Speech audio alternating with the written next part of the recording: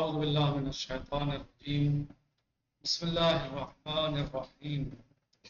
الحمد لله رب العالمين باعث الأنبياء والمرسلين بارئ الخلائق أجمعين، ثم الصلاة والسلام على أفضل الخلق محمد وآله الطيبين الطاهرين.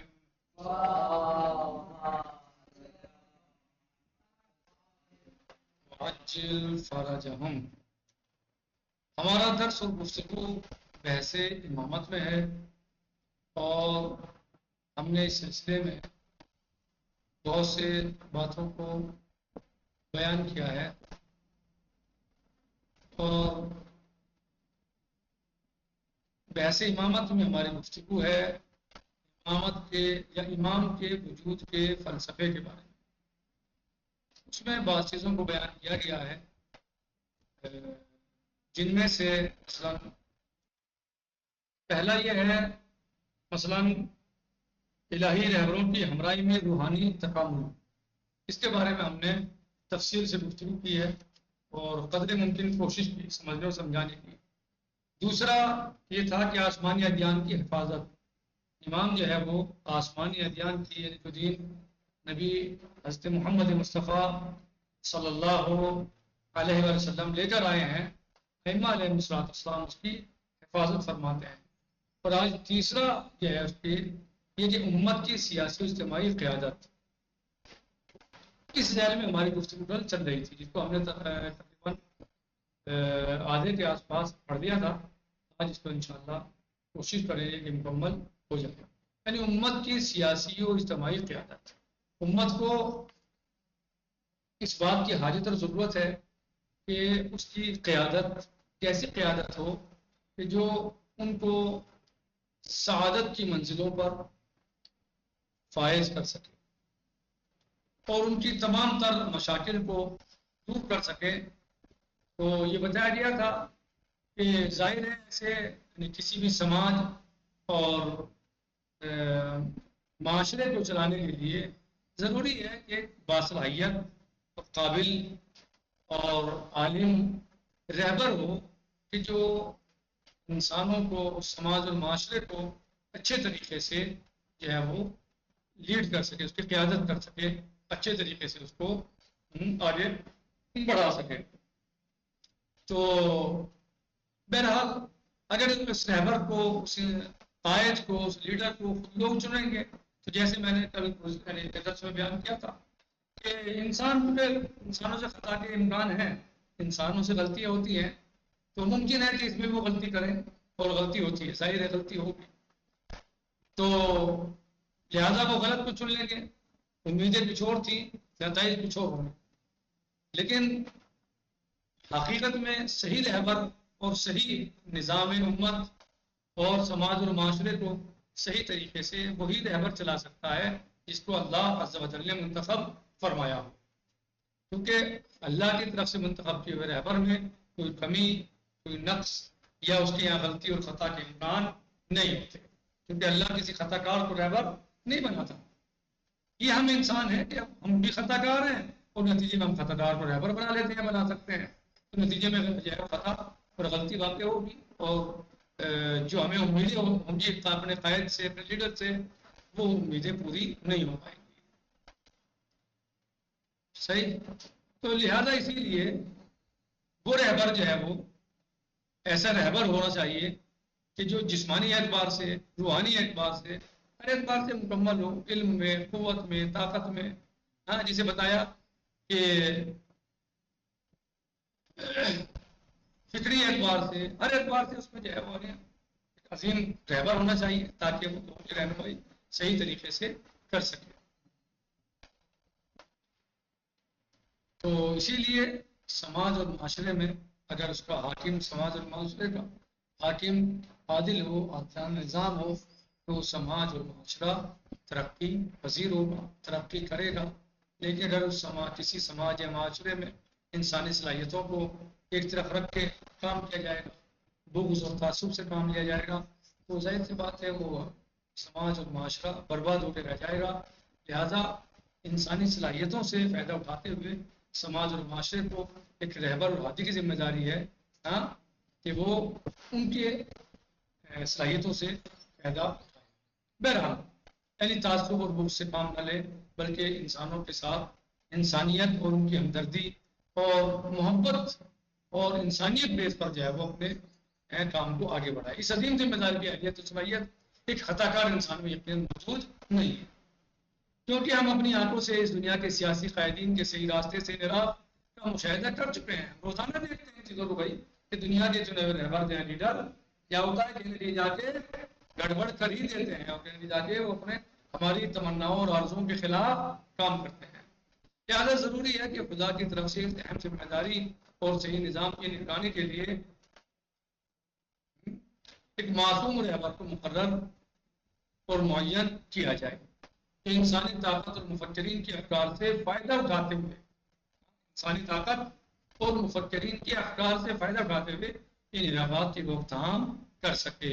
امام کے وجود کے فلسفوں میں سے یہ بھی ایک فلسفہ ہے اور قاعدے لطف کے شعبوں میں سے ایک شعبہ ہے، یعنی سیکشن ہے یہ، جو قاعدے لطف کے شعبے ہیں ان میں سے ایک شعبہ یہ بھی ہے. ہم دوبارہ عرض کرتے ہیں بعض مخصوص زمانوں میں جب امام معصوم علیہ السلام غائب ہوں تو اس وقت لوگوں کے فرائض اور ذمہ داریاں بھی واضح ہو چکی ہیں، اور اگر خدا نے توفیق دی تو حکومت اسلامی سے متعلق گفتگو میں ہم اس موضوع پر تفصیلی روشنی ڈالیں گے. کیا کہنا ہے صاحب کتاب استاد اعتدال عثمان شیخ بطالم شیرازی کہ ہم دوبارہ عرض کرتے ہیں کہ بعض مخصوص زمانوں میں جب امام معصوم علیہ السلام غائب ہوں تو اس وقت لوگوں کے فرائض اور ذمہ داریاں بھی واضح ہو چکی ہیں، اور اگر خدا نے توفیق دی تو حکومت اسلامی سے متعلق گفتگو میں ہم اس موضوع پر تفصیلی روشنی ڈالیں گے. نمبر 4 اتمام حجت کی ضرورت. نمبر 4 اتمام حجت کی ضرورت. نمبر 1 کیا تھا؟ یعنی الہی رہبروں کی قیادت میں روحانی تکامل. صحیح. دوسرے کیا تھا؟ آسمانی ادیان کی حفاظت. تیسرا کیا تھا؟ مجھے بڑا ہم نے امت کی سیاسی اور اجتماعی نظام کی مضبوط اور پختہ قیادت. صحیح. اور ہم چوتھے مفہوم میں داخل ہوتے ہیں. چوتھا کیا ہے؟ اتمام حجت، یعنی اتمام حجت کی ضرورت ہے نہ صرف ان خلوق کے لیے کہ جو امام علیہ السلام کے وجود مبارک کے نور سے فیضیاب ہو کر کمال مطلق کے اصول کے لیے کوشاں ہوں، بلکہ ان لوگوں کے لیے بھی جو جان بوجھ کر غلط راہوں کے راہی ہیں، جان بوجھ کر غلط راہوں کے غلط راہ پر چل رہے ہیں. اتمام خدا کی طرف سے اتمام حجت کا ہونا ضروری ہے تاکہ وہ سزا بے دلیل نہ ہو کہ جس کا ان کے ساتھ وعدہ کیا گیا ہے، اور نہ ہی کوئی شخص بات پر اعتراض کر سکے کہ اگر آسمانی اور الہی رہبروں نے ہمارا ہاتھ تھاما ہوتا اور راہ حق کی طرف رہنمائی کی ہوتی تو ہم ہرگز گمراہ نہ ہوتے. یعنی کیا کہ کوئی ایسا نہ ہو کہ روز قیامت، روز جزا، روز حساب لوگ یہ کہیں کہ پروردگار ہم گمراہ تو ہیں، ہم گمراہ تو ہوئے لیکن ہماری اس میں غلطی کیا ہے جب تم نے ہمارے لیے کوئی رہبر نہ بھیجا، کوئی رہنما نہیں بھیجا. اگر تیری طرف سے کوئی رہبر رہنما ہوتا تو ہم بھی صحیح راستے پر آ جاتے، راہ راست پر آ جاتے، ہم بھی گمراہ نہ ہوتے.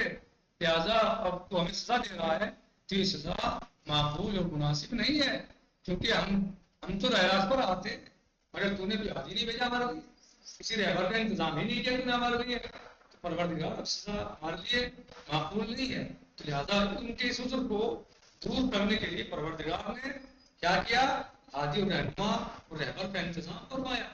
امام کی شکل میں، نبیوں کے بعد ائمہ علیہ السلام کی شکل میں رہبروں کا انتظام فرمایا، اور ان میں سب سے پہلے امیر المومنین قائد المحجلین یعصب الدین صراط اللہ المستقیم حضرت علی بن ابی طالب علیہ السلام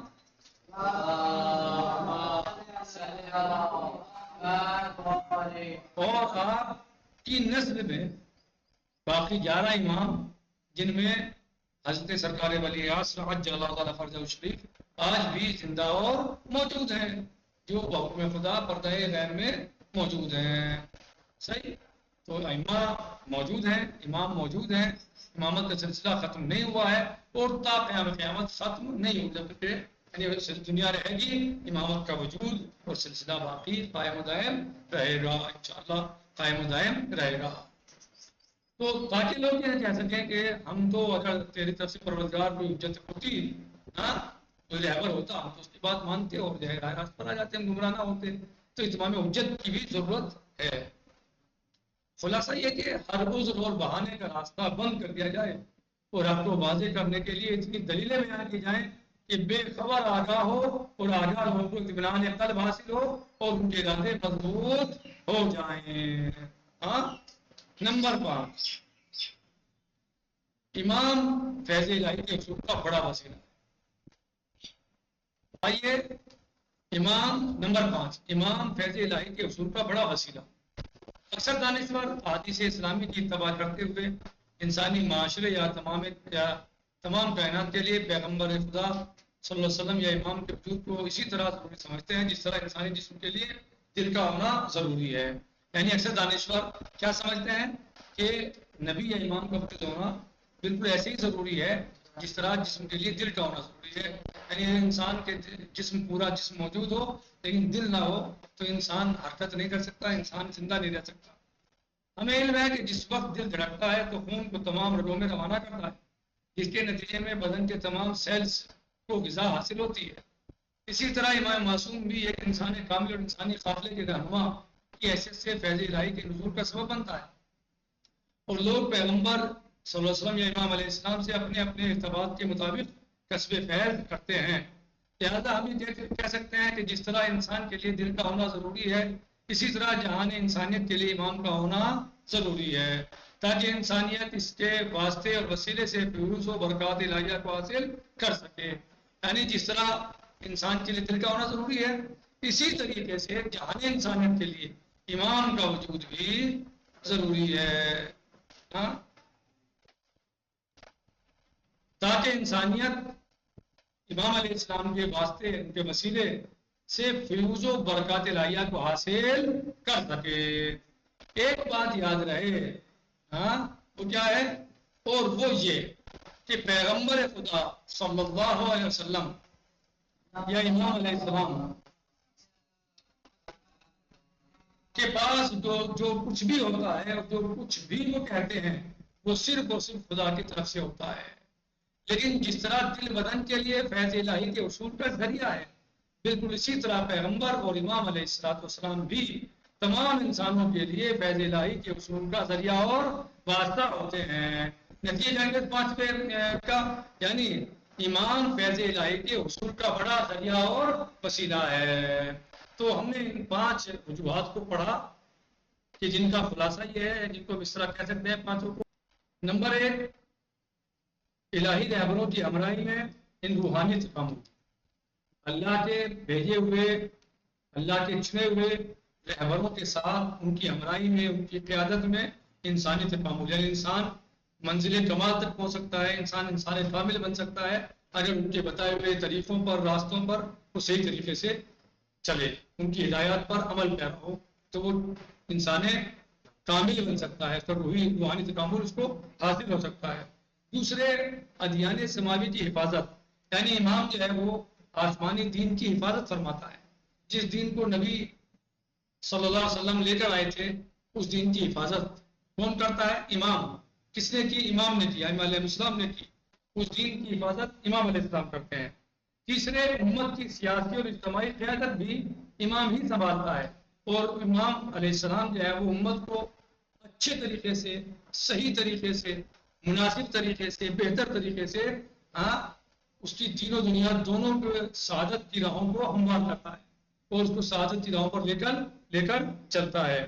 چوتھے، اتمام حجت کی ضرورت ہے کیونکہ اتمام حجت جو ہے وہ اگر امام علیہ السلام کا وجود نہ ہوتا تو ممکن تھا کہ بہت سارے لوگ یہ کہہ دیتے کہ پروردگار تو نے آج جو حساب لے رہے ہیں، روز قیامت، روز جزائے، روز حساب، اے اللہ تو آج ہم سے حساب لے رہا ہے، آج ہمیں سزا کا مستحق قرار دے رہا ہے اور ہم گمراہ ہیں، صحیح ہے، لیکن اگر تو ہمارے لیے نبی کے بعد کسی حادثے کا انتظام کر دیتا تو ہم گمراہ نہ ہوتے. لہذا تو نے انتظام نہیں کیا تو ہم گمراہ ہو گئے. نبی تو گئے ہوئے تھے، ہمارے تو بہت زمانہ ہو گیا تھا، ہم تو بہت بعد میں پیدا ہوئے، دنیا میں آئے، لہذا ہم گمراہ ہو گئے تو تو نے ہادی نہیں بھیجا، گمراہ ہو گئے، کیا کیا جائے؟ لہذا تیری یہ سزا ہمارے لیے معقول اور وہ مناسب نہیں ہے. ہاں اگر تو ہمیں رہبر دیتا تو ہم بھی تیری راستے کو اختیار کرتے اور گمراہ نہ ہوتے. لہٰذا پروردگار عالم نے اللہ سبحانہ و تعالیٰ نے اتمام حجت کے لیے بھی امام کو معین فرمایا نبی کے بعد. پانچویں یہ کہ امام علیہ السلام فیض الہی کے اصول کا بڑا وسیلہ اور ذریعہ ہے. ائمہ کے ذریعے، اماموں کے ذریعے، امام کے ذریعے یعنی اللہ کے جو فیض ہے وہ ضرورت پہنچتا ہے. امام اس کا وسیلہ ہو بہت بڑا ذریعہ ہوتا ہے اور واسطہ ہوتا ہے. نکتفی بہذا المقدار، باقی انشاءاللہ غداً سیأتی. الحمد للہ رب العالمین وصلی اللہ علی سیدنا و نبینا محمد وآلہ الطیبین الطاہرین. السلام علیکم ورحمۃ اللہ تعالی وبرکاتہ. فی امان اللہ. خدا حافظ.